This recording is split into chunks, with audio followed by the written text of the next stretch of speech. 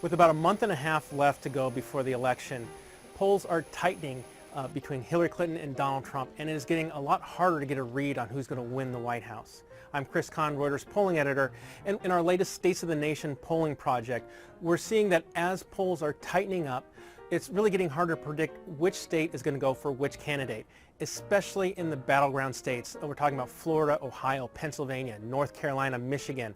These states are going to be crucial for who's going to win the White House. And right now, the candidates are really neck and neck. A few weeks ago, we saw a wide lead for Hillary Clinton in a lot of those states. She had a very high likelihood of winning those states. But now, according to our polling project, we're seeing that a likelihood for Clinton in Florida, a win there, going to a toss-up, and then to a likelihood win for Donald Trump for Florida alone. So that movement from just within Florida, of going from Clinton to Trump, has really reshuffled the deck, really has changed our analysis of who can win. We're seeing still overall kind of a general likelihood for Clinton to win the election if the election were held today, but it's a much, much narrower path. A couple of things that I think people need to understand about why we're seeing the tightening both in the national poll and in these state-to-state polls. One aspect of the election this year, we're seeing both Hillary Clinton and Donald Trump both relatively unlikable among the voting public. Roughly about 1 out of 4, 1 out of 5 likely voters right now are saying that they would vote for neither Clinton or Trump. It really shows that next week during the debates, those are crucial. It's really important for both candidates to make a good impression. There's a lot of people out there who have not made their minds up yet. I'm Lisa Bernhardt for Reuters, and this is Stumped. We're just days away from the first presidential debate. It's sure to be entertaining, so break out the popcorn or maybe the Skittles. Donald Trump's oldest son, the aptly named Donald Trump Jr., recently compared Syrian refugees to which popular candy?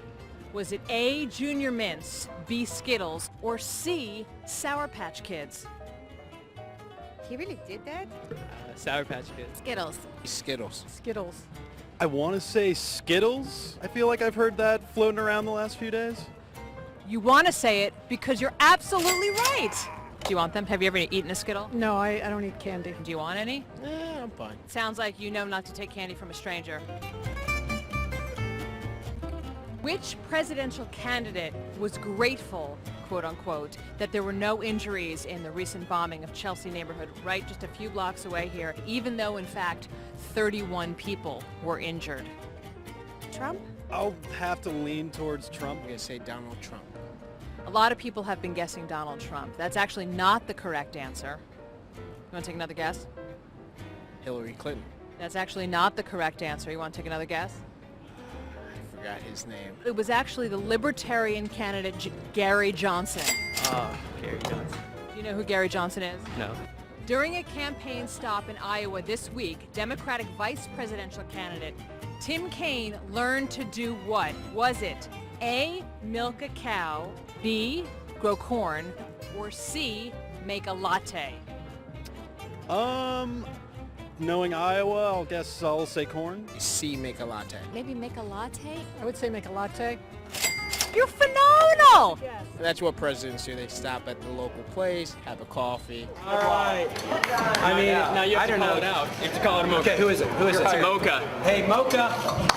Which former Republican president who was once beaten by a Clinton now reportedly says that he will be voting for another Clinton? Here's a hint. Last name is Bush. I believe that would be George Bush Sr. George Bush Sr. I heard that George H.W. Bush supports Hillary Clinton. You're doing great. So the first presidential debate is coming up in a few days. If you could ask the candidates anything, what would it be? What their stance is on global warming. Just more details on their policy decisions, specifically in regards to the economy. How can you, before the election, prove to America that you're honest? I'm not really into politics, but I do believe in the goodness of life, and I believe in peace and in love. I do believe that, so I believe that we can definitely achieve that. Okay, I'm happy now. My emotions are all over the map in this interview. Thank you. Don't touch me.